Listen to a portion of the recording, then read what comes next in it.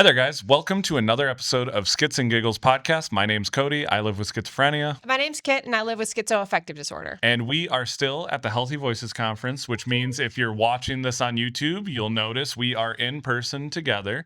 And pretty rare we get to do this, so we wanted to make sure we got at least a couple podcasts out while we were here. And today we're going to talk about delusions. So we were talking to some other health advocates while we were here, and we were talking about delusions and how real they feel for someone who's experiencing psychosis or schizophrenia. And we realized that as two people who have experienced this, it's so normalized in our brains that we don't realize when we're talking to neurotypical people, it's hard for them to imagine their brain essentially playing that much of a trick on them. Because that's kind of what delusions are. Your brain is telling you something that isn't true. So Kit had the idea to do a full episode about delusions, how they affect us, how real they are to us. And then if we're comfortable, we might get into specifics about some of the delusions we've had in our own experiences. So Kit, I'm going to let you get started here.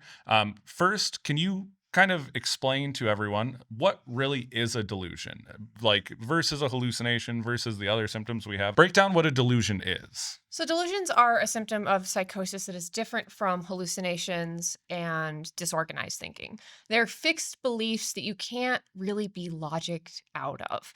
And you believe them no matter what. And that's the point, is that you believe them no matter what. So they can be a wide variety of things. We're going to talk about the different kinds of delusions we've experienced because we've experienced different delusions. But that's really the basics of them.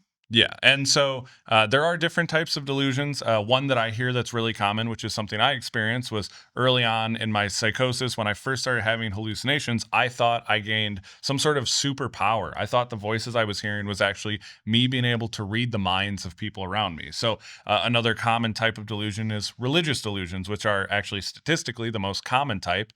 I don't know if we'll get into it this episode, but this is something Kit has dealt with in the past.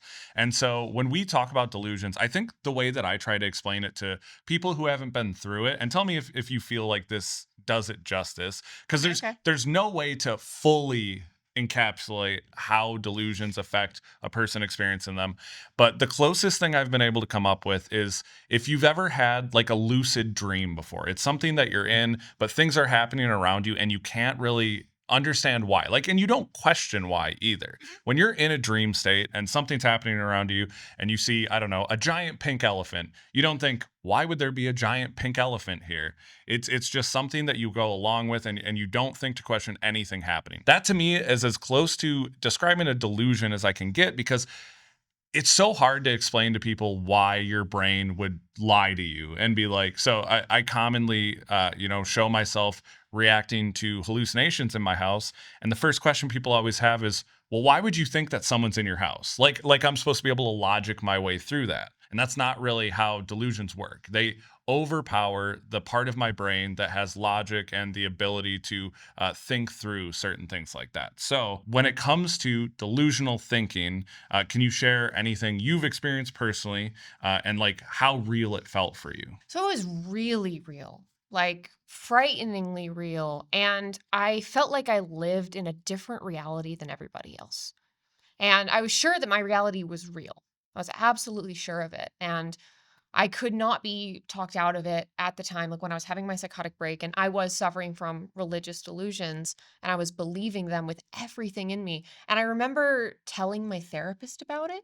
Like I would tell her that I was experiencing these things and I had to, I was trying to get her to help me cope with what the delusions were causing me to feel because it was really heavy stuff. And so she tried to talk me out of it. And of course that didn't work. So I ghosted her and I never actually talked to her again because I was so embarrassed. I was so embarrassed. But it was just like it was so real to the point where like just knowing that I could not be talked out of something like that. And looking back on that, knowing how firmly I believed those things was just wild to me.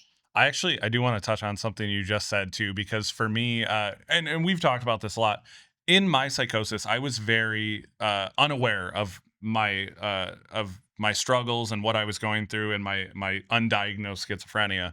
And so when I was going through these symptoms, I had no awareness to them, and so I didn't really recognize what my delusions were until I got medicated and I looked back on like the things I believed. So one of my most prominent delusions, one of the things I talk about the most frequently, is when I was in active psychosis and active addiction, I was in a car accident. And this car accident is what largely led to me being incarcerated, me struggling with, getting like kind of forcefully having to get sober and all that. But after this car accident, I started having this delusion that when I got in that car accident, I actually ended up in a coma. And so I thought everything I was experiencing in my everyday life was just a dream I was having in this coma. And so part of this that fed into the delusion was I started having auditory hallucinations of my loved ones' voices telling me to wake up and that I was Oh. struggling and like, and the scariest part of all this is I don't talk a lot about suicidal ideology, anything like that. But at this point in my life, because of the delusions, I believed the only way back to my quote unquote real life was to end this coma dream I was in, which looking back is terrifying because I Oh, yeah. thankfully I had people that made me safe and made sure I wasn't in harm. But that could have ended really bad because you could not have convinced me that my life was really happening around me. Everything that was happening to me was a dream. And so when people are like, well, how real was it? I'm like, it's not that I thought it was a dream, it's that I knew it was a dream. And so, like, I don't think people can ever fully understand that a delusion is imagine that you were experiencing your life exactly the way it is. And tomorrow you woke up and you didn't have your home or you didn't have your loved ones around you. And someone told you, like, no, those things were never there. That would be like so shocking. And like, that is what it's like coming out of delusions because you are so convinced that what is happening is real that you don't think to question it. Yes, that is extremely true. The biggest illusion I ever experienced was I believed in this God that was really angry at me all the time in the later part of my psychotic break. And he would tell me that people in my life were going to not be here anymore. Mhm. Like that was the whole big thing. And so I truly believed those things and it became my life. It absorbed my life. It was just my whole existence revolved around it. And I remember thinking to myself, there was a moment where I was like, okay, this is the most important thing in my life. Like it became the priority and it was so all encompassing that I just couldn't do anything else. And when I finally came out of it, when I got on the right medication that actually treated it and figured out that it wasn't all real, I had such shame from it. Mhm. Like I was so shameful about what happened. Like I could not believe that I believed the things that I did. I that I don't say this enough. I am dumbfounded at the delusions that I believed because I always consider myself, especially now, like I'm a quote unquote high functioning person or a low support needs person.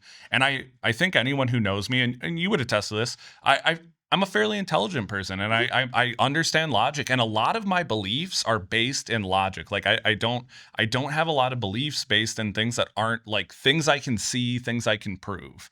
And so for me to look back on my delusions and be like, how did I ever Mhm. believe that? It messes with your head because it's like, what if what I'm experiencing now is like that? Like it makes you question Yes, everything in yeah. your life. Even years after you get into recovery, you have the right medication. It's like I can never fully trust my surroundings. And that's one of the most difficult things that I deal with is like, how do I know I'm not still in a state like that? Because it was that real and like now it's like, yes, everything feels real, but it did then too. Well, it's wild because actually, so I had all of my religious delusions that were during my psychotic break, Yeah. right?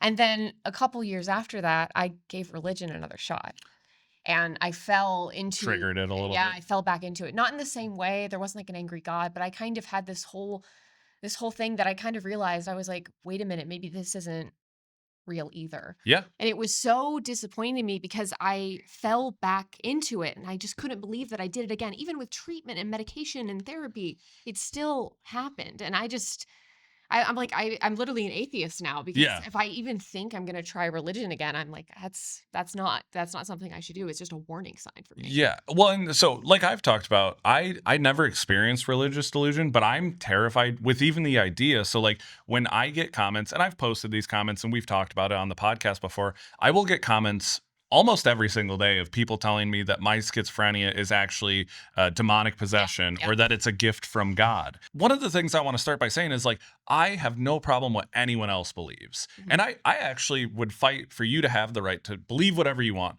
The problem with it is when you start trying to convince someone with a severe mental illness, especially an illness that causes delusions and things like that, that what they're experiencing is based in something that you can't prove, then it becomes really unsafe for that person. So I always worry not just about myself when I see those comments, but I know that a lot of people who follow me do live with schizophrenia, and one of those comments, seeing that, could be really detrimental to them because it might put them into an episode of delusion, or it might make them go back into a religious delusion.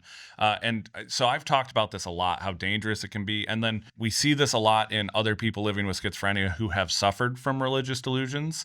It's a really unsafe thing, and it can be a really triggering thing to face those comments or to hear those things too. Well, even though I've made several videos talking Yeah. about my religious delusions, talked about my psychotic break, talked about the God that I worshiped and believed in, and people still will write long paragraphs about how I need to try again or Mhm. go to church and all that other stuff. And I say to myself, why are these people doing that when like they know that I've been through that, but it's just like it just happens anyway. I think it does go back to like people not understanding how real it is, right? Because like someone who truly believes in religion looks at it like, "Hey, this is what I believe in," and in a really great way. Like I'm glad some people have their faiths and they're able to believe in things that give them motivation and help them look forward to a life after this life. I think that's amazing. It's not something I relate to, but I think it's incredible. And I do know a lot of people with schizophrenia who use religion as a way to get through this disease Mhm. because you need something, right? And there are a lot of people who like the way they've been able to recover and get through is through religion. So I don't ever want to discredit that either. But I think it's important to acknowledge like we specifically us have talked about this, and it doesn't matter, we still get these comments. And so I always feel like I'm being ignored, and like it's almost like people know they're putting me in an unsafe Yeah, position or yeah, putting you in an unsafe, and they yeah. continue to do it. And I think that it shows to me that people really don't understand the severity of delusions and how encapsulating they are for our brains. And like something that I've talked about in the past is I mentioned my delusion of being in a coma, and I got medicated, and so I started treatment. I was doing a lot better, but for a few years after I got treatment, during the time of year of my accident, I don't know if it was the seasons changing or whatever. During the time of year of my accident, I would have breakthrough symptoms, including delusions. And like, thankfully, I had good medication, I had good family support, but like those delusions would start to come back. And like, it would be the smallest things, It would be like just remembering the accident or talking, a family member would bring it up, or like, so all of the sudden, even though I'm doing really well and I'm starting to rebuild a normal life, that didn't matter. My brain would have triggers based on this event. And so I'm thankfully, 10, 11 years past this accident, I've been able to deal with it, not just through medication, but through therapy and EMDR treatment and all sorts of other things to like really understand that that isn't the case, and that like you can't talk yourself out of delusions, but you definitely, when you're medicated and more stable, you can try to heal from what you experience, because it is traumatic to think about Yes. like what you went through and what you believed, and then to realize that none of it was real. Kind of getting back to like how real it is, because I want anyone listening who might be a caregiver or someone who's just interested in learning about schizophrenia to better understand it, because I think the way we're explaining it, we're still kind of explaining it towards people who might have struggled with it and might understand it. How would you break it down? I talked about breaking it down like a dream. Is there a way that you explain it to people, like trying to get through to them, like how real it is for you? Because like I said, the dream example is what I use, but is there any way that you're able to better articulate that? Yes. So my example that I love to give to people to try to explain how real it is that say the sky is blue, right? Everyone knows the sky is blue, but you go outside and you see that the sky is green and you don't see it's blue. Everyone says it's blue, but you see it's green and you can't convince yourself it's blue because all you do is you see it's green. And so being so caught up in that is kind of how real it can be, Mhm. because it's just how you're experiencing reality. Yeah. And yes, it's your brain creating the reality, but you can't no one can convince you out of it. I know I mentioned I ghosted my therapist, but I think when it comes to people caring for loved ones, people they know in their life, honestly, trying to talk someone out of a delusion is super harmful and it usually pushes them away. Yes, absolutely. And so what I really hope people do is instead of trying to talk someone out of a delusion, just talk to them about the delusion Mhm. and then get some trust and then you can help them get help for it. Yes. I want to follow up with that too, because one of the things I realized when I did talk to people about the delusions I was having, if they disagreed with me in my brain, they suddenly became part of the delusion. Like they were in on it or they knew something that I didn't know. Like no one could convince me otherwise. If anything, they now became someone I couldn't trust. And so like I see that a lot. And I mean, me and you both experience this where we go to events and caregivers, loved ones, people will come up to us and say, my son or daughter or loved one is Yep. experiencing this Yep. delusion. How can I convince them it's not real? Mhm. And the worst news I have to give is you can't. Yep. Like there's no way you as a parent or a loved one can talk someone out of a delusion. Mhm. The best thing you can do is be there for them, get them help, and hope that if they become med compliant or they start to get some sort of treatment, that they're able to deal with it in that way. Because like I love the example you give of like, oh, this to you the sky's green, right? Now I'd go as far as like when you tell that story, I would follow it up with like, and then you take medication and all of the sudden the sky's blue. Yes. And you have to come to terms with the fact that the sky has been blue the Mhm. whole time. And like I I I really like I can't stress how frustrating that is, how scary that is to know that like my brain told me the sky was green for years and I believed it. I I think that there are a lot of bad representations of mental illness and schizophrenia out there. I do want to talk about a single part of. Did you ever see the Joker movie?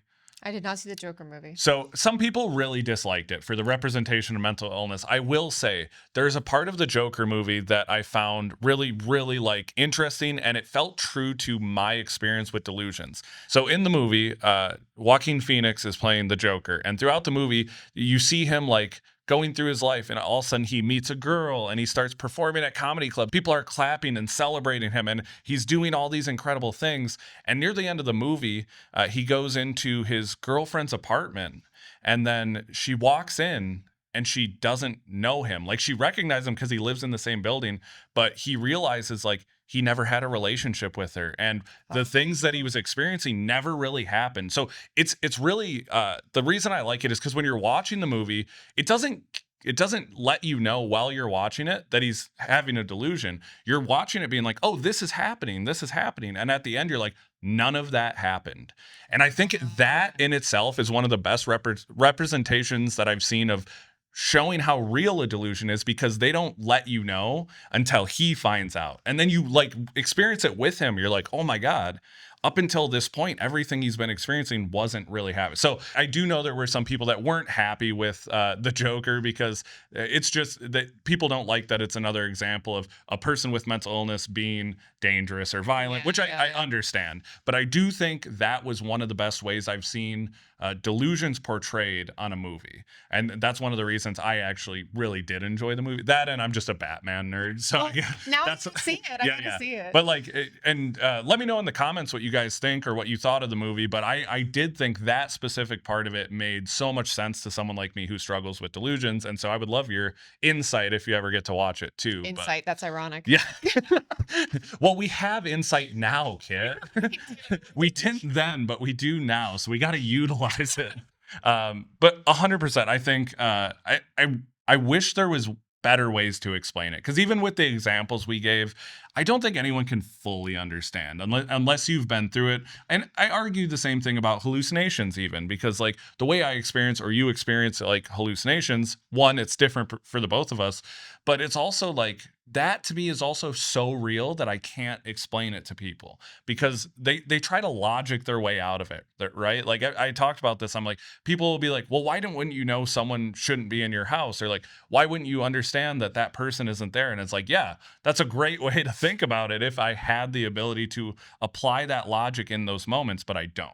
And so it's so frustrating to try to break it down for people, but hopefully those examples do give people a little bit of an understanding. Is there anything else that you think people should know, or anything about your experience that you want to finish up with reminding people about? Because I feel like we could talk about this forever. We And probably could. Yes, we I would probably give a could. dozen examples and I still wouldn't feel great. Like, I still would feel like we can't ever explain it to the fullest extent. But is there any like final thoughts you have about it? Yeah, the really interesting thing about delusions is that even if there's something in the world around you, the real world, Mhm. not the world your brain has created, that defies the delusion, it doesn't mean anything.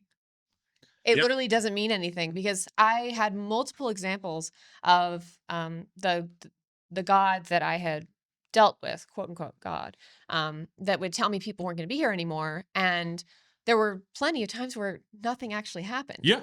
But I was still caught up in it, thinking that these people were not going to be here anymore. Yep. And that was just weird to me looking back on it. I'm like, I had all this stuff saying it wasn't actually real, but in the moment, it didn't matter. Yeah. Like, no matter what evidence I had, it didn't matter. And I think you're actually a great example of how real it can be. You're literally a scientist. So, like, you live off of using facts to understand an idea, right? Yes, That's yes. literally your life. So, for you to be faced with all of this evidence, right? You're Mhm. given all of these facts, all of this The evidence. citations. Yeah, you're like, here it is, plain Bibliography. and simple. And like, that's literally who you are and what you do. And like, with delusions, you couldn't understand that. You couldn't rationalize that. And Not at all. so that's actually a really good way of like, I just thought of that. I'm like, that's literally what you do every day. And so, yeah. And so like, I, I hope that like people listening to this who haven't experienced delusions, let us know in the comments if this kind of makes sense, because like I said, I think we could give a dozen examples, and I don't know that we would ever fully be able to paint the imagery of how real it is or what it's like. But I do want to try to find better ways to communicate this, because it's a question I get all the time. I'm sure you do too. Well, what's really interesting is that growing up, knowing that delusions existed, they were not nearly what I thought No. they were, like, at all. Like, when I learned that I was experiencing religious delusions, I was like, "Oh, that's not what I expected it to be like. That's not what I thought it would be like." Like, whatever thoughts I had about what delusions were like growing up were not what I experienced. No, and I'm 100% the same thing. So my very first delusion, like I said, was thinking that I was gaining a superpower. Yeah. Which, like, if you had told me, I don't know if it was because of I was a huge nerd girl. I love comic books and all that stuff. So I don't know if that influenced or what it was, but I didn't realize that that could be a delusion. And then I would like, it was almost me rationalizing my symptoms through a delusion. Like, the hallucinations I was having, oh, that's not hallucinations. You have a special power Mhm. and you're unique. And like, it was my brain's way of almost like trying to legitimize it. And it's so weird now looking back, because I'm like, although it would be cool to have a superpower, No. don't get me wrong, as a comic book nerd, love the idea, but I would have never thought of that being like a delusion or something that like my brain would convince itself about. I think my delusion of being in a coma, that is more online of what I would think a delusion is. But yeah, you hear about it, or like you see, like, we always like have I've talked endlessly about how bad TV shows, movies, and medias portray schizophrenia. Yep, yep. And when they've tried to portray delusions, I don't think it ever is well done. That's why I gave the example of the Joker. That was the one time I saw something, I was like, hey, that it felt very real to me, and kind of like what I would experience once I got well, or I started having like breakthroughs of clarity. But it's so hard to help people better understand it if they've never experienced it. It's very, very tough to describe. Yeah. It's very tough to describe. So let us know in the comments if you are someone who's experienced delusions. How do you explain it to people? And if you're a caregiver, loved one watching, how do you feel that these explanations might have benefited your understanding of it? I really want to try to find better ways of communicating this in the future, because it's questions we get all the Yes, time. yes. It's things that especially when we're talking to loved ones, we're talking to caregivers, and they're trying so hard to talk their loved one out of a delusion. Mhm. I want to be able to better explain why they can't. And it's so frustrating, because don't get me wrong. I've been a caregiver for someone with mental illness. I remember my mom experiencing delusions. I want there to be a better answer. I Yeah. want there to be a way that you can logic your way out of a delusion, but that's not how it works. So we really appreciate you guys hanging out with us, watching the video. If you're watching, you'll notice that Kit is not recording in the closet. So Kit finally came out of the closet Let's go. Let's go. Let's go. for the second time. uh, so we're so pumped to be able to do some in-person podcasts, and keep an eye out because we have plans to do more in the future. And if you saw the episode last week with Steven, you know that we are also planning to start having more guests. So before we go, Kit, where can they find us? Where can they follow us? All right, guys, if you want to reach out to us about any topic ideas, guest suggestions, you can find us on Instagram and TikTok. We are at Schiz and Giggles. That is skits like schizophrenia and all spelled out, and giggles like, well, giggles. And if you don't want to do that necessarily, you can reach us directly at skitsandgiggles@gmail.com. I like that you pointed at me when you said giggles. So we haven't talked about this on the podcast. We have an inside joke now. Kit is skits and I'm giggles. Yeah. So if you ever meet us in public, you can be like, look, it's Skits and Giggles. So we're embracing it fully. But Yeah, you're literally a comedian. it makes sense. That's why it's so funny, actually. But thank you guys again for watching. Kit, what are the final words for the folks? Guys, remember, the brain is a minefield, and we brought flip-flops.